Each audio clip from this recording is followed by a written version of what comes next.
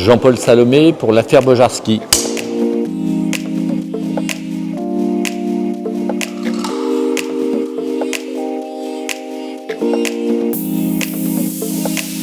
Ce qui m'a intéressé d'abord, c'est que cette histoire n'était pas connue.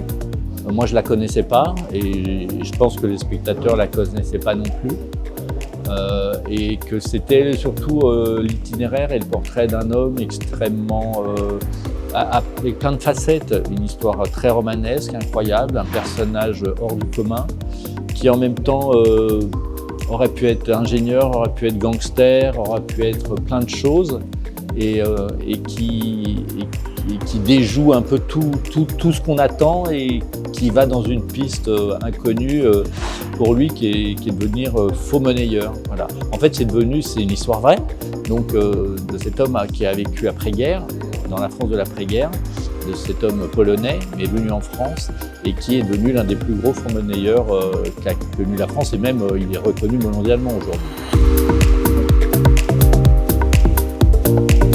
Oui, j'étais assez sensible à ce thème du mensonge, d'une double vie, d'un homme qui en même temps va faire des faux billets et essaye d'être père de famille, d'être mari, d'avoir des enfants, et qui est tiraillé par tout ça.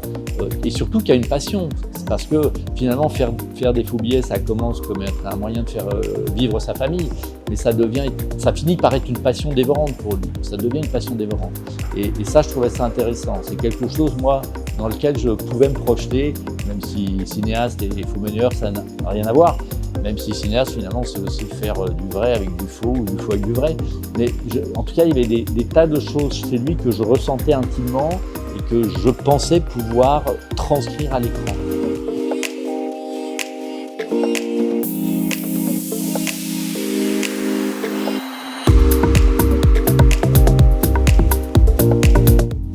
Oui, parce que c'est vrai que le film, pour moi, c'est aussi un thriller. C'est construit comme un thriller. C'est une traque qui se passe sur 15 ans. Et c'est vrai que des histoires comme ça, il y en a eu plusieurs. Des histoires assez célèbres qui sont devenues aussi des films. Et c'est vrai que le principe d'un policier qui va traquer jusqu'à l'obsession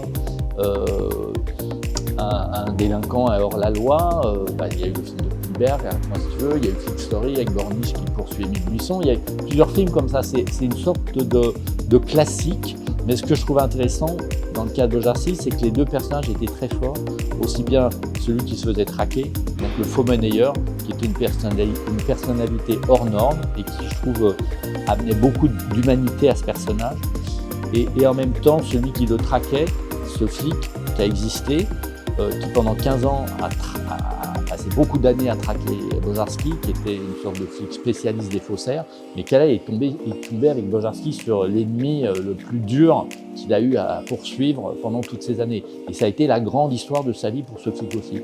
Donc il y a cette espèce de couple comme ça d'hommes sur lequel le film est construit à travers ça.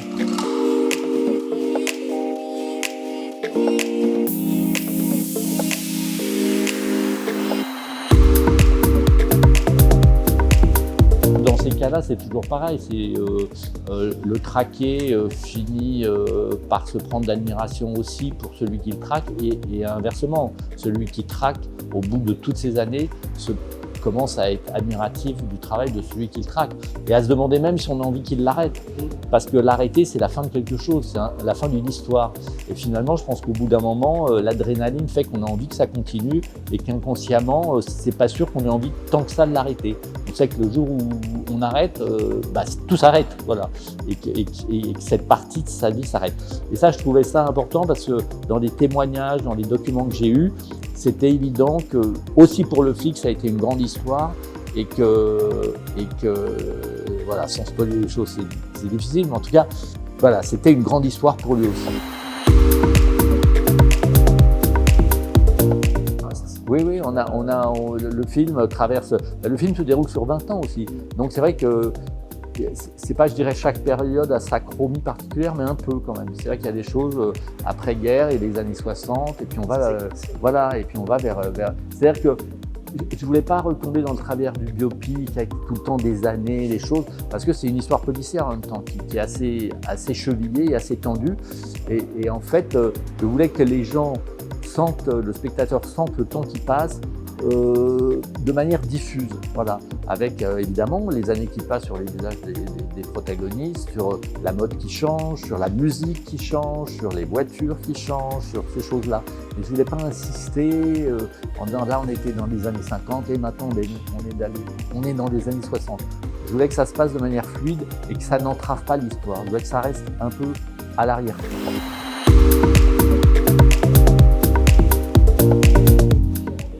Un mélange de tout ça, parce que d'abord, c'était pas un livre, ensuite, c'est pas une histoire connue, c'est-à-dire qu'on ne fait pas le biopic d'un personnage politique français, donc on a quand même une certaine part de liberté. Moi, c'était ce que je disais tout à l'heure, ce qui m'intéressait, c'était de faire retranscrire au spectateur ce que j'ai ressenti en lisant toute cette documentation, en me renseignant sur ce personnage.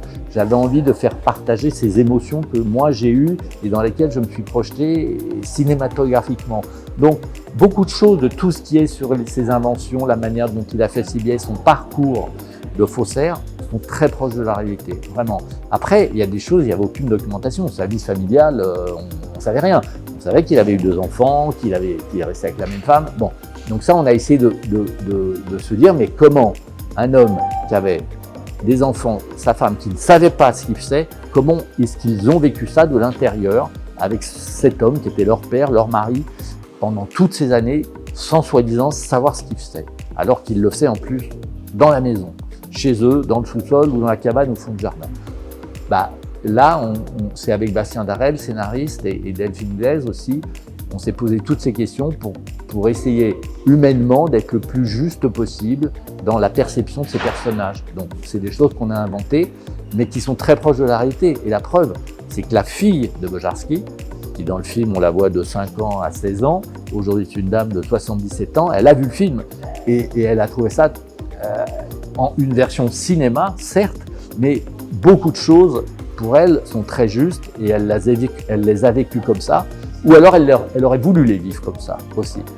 Et des choses qu'elle n'a pas osé vivre, elle aurait aimé que ça se passe comme ça. Mais pour elle, c'est un vrai portrait de son père aussi, quoi, et de sa mère. C'était quand même un type qui avait c'est comme s'il avait fait l'école des mines ou Polytechnique en Pologne, hein. C'était pas n'importe qui. Il venait en France et après, et voilà, il n'a pas eu l'emploi qu'il voulait, il a fait des faux billets. Mais la méticulosité, le côté pragmatique, je ne peux pas raconter tout, mais en tout cas, c'est vrai que c'était en ça que c'était un adversaire hors pair, y compris pour les flics. C'est que vraiment, il avait une telle intelligence que jamais ils auraient dû l'arrêter, en gros. Voilà. Donc ça, c'était passionnant aussi à raconter.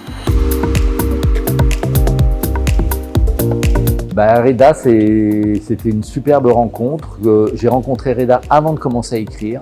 En fait, quand je me suis dit que j'allais écrire ce scénario et que j'avais envie de faire un film sur ce personnage, j'ai vu Reda Kateb, je suis allé le voir, je lui ai raconté l'histoire, j'avais rien écrit du tout.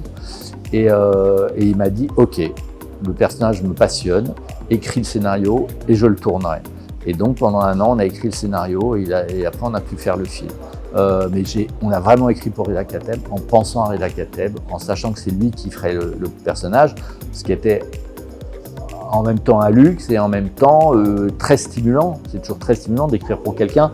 J'avais eu la chance de le faire avec Isabelle Huppert sur les 2 films précédents, aussi bien La Daronne que La Syndicaliste. Et c'est quand même un confort, et même c'est très stimulant. Au-delà du confort, c'est surtout passionnant de se dire on va avoir des comédiens comme ça qui savent, qui sont des très très grands comédiens, des très très bons comédiens qui peuvent tout jouer merveilleusement bien. Du coup, ça libère des choses à l'écriture. On n'est pas à se dire est-ce qu'ils y arriveront, là ça va être compliqué. On sait qu'ils vont tout faire. On sait qu'ils vont tout faire en mieux. Et quand on écrit pour ça, déjà on écrit une partition, ça donne des ailes, quoi. Bien sûr, tout à fait. Ils sont arrivés un peu plus tard, mais Sarah Géraudot qui joue son épouse, Bastien Bouillon, le flic, qui devient celui qui le traque pendant toutes ces années, et Pierre Lotin qui joue le rôle du meilleur copain. Oui, non, j'ai eu la chance d'avoir un casting absolument hors pair, et surtout, au-delà de ça, je trouve ils incarnent vraiment leur personnage, tous. J'ai trouvé la force d'incarnation très forte, ce qui n'est pas toujours évident, et de rendre les choses extrêmement crédibles. On est au cinéma, et en même temps, c'est la base du cinéma, mais on n'y arrive pas toujours, hein. C'est de faire croire à ce qu'on voit, quoi. De faire croire et de ne pas se poser de questions. et de rentrer, d'être aspiré par l'histoire et les personnages. Et ça, je trouve que grâce à ces comédiens, je pense qu'on l'est. Ouais. 20 ans que je n'avais pas fait de film en costume, et sincèrement, depuis toutes ces années, ça ne me manquait pas et je ne voulais pas. Même, j'écartais des sujets comme ça. Et là, la force du sujet, c'est vrai que j'y ai à peine pensé. Tout d'un coup, je me dis, mais en fait, ça va être un film en costume.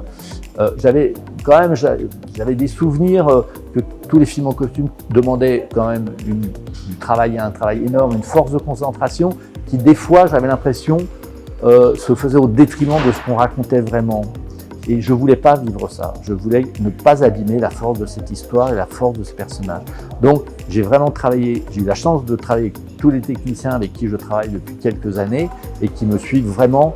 Et ça, je leur ai dit, on va faire un film en costume, mais je ne veux pas qu'on m'ennuie avec ça. On va faire le mieux possible, on va faire bien, mais on va préparer à mort. Mais une fois que moi je suis sur le tournage, je ne veux plus me mêler de tout ça. Je veux plus qu'on me dise il n'y a pas la voiture, il n'y a pas le bus, il n'y a pas les costumes, il n'y a pas la figuration, il manque un train. Quoi. Non, je voulais rester focus, comme on dit aujourd'hui, sur ce que je racontais, l'histoire et sur les personnages. À l'arrivée, je pense qu'on s'en est très très bien sorti. Et du coup, je n'ai pas senti le poids que j'avais pu sentir sur des précédents films. Et j'ai l'impression que je suis resté beaucoup plus proche de mes personnages et de l'histoire. Parce que ce que je voulais, c'était retrouver cette fibre et cette émotion. Voilà, d'avoir des trains, c'est amusant, de costumer les gens, d'avoir beaucoup de figurations. Mais c'est pas ça non plus. Ça doit être derrière, mais ça doit pas vous vampiriser un film. C'est des images d'archives qui ont été tournées par la police.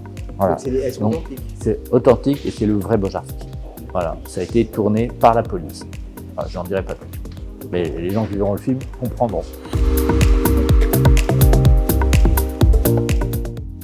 Non, mais je suis inquiet sur la situation globale en dehors du cinéma.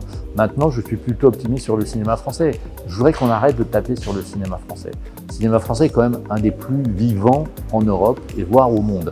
C'est un des cinémas dans lequel il y a le plus de jeunes cinéastes, dans lequel il y a plus de jeunes femmes qui font des films. Et c'est quand même un cinéma qui existe par sa diversité. La crise du cinéma en ce moment, qui est une crise d'exploitation, est due à une légère désinfection du public globale. Mais il y a un gros problème, c'est qu'il n'y a plus de films américains, ou très peu de films américains. C'est ça aussi le problème. Les films français continuent à faire des entrées. Il y en a qui marchent, vous prenez en ce moment L'étranger, La femme la plus riche du monde, là le dossier 137. Après, il y a des films qui ne marchent pas, ou qui marchent moins bien que ce qui devrait marcher. Mais le film français, en ce moment, sincèrement, vous allez dans le cinéma et vous dites qu'il n'y aurait plus de cinéma français, mais il n'y aurait plus de salles. Les salles fermeraient. Il n'y aurait plus de cinéma. C'est pas le film américain où il y en a un tous les 2 semaines, 3 semaines, ou même moins, alors qu'avant il y en avait beaucoup plus. C'est ça aussi qui fait qu'il y a moins d'entrées en France. C'est le manque, c'est l'absence de films américains qui vont sur les plateformes, qui ne se font plus, ou les films qui sont censés, les Spider-Man et les gros cartons comme ça, qui ne font plus autant d'entrées qu'ils ne faisaient.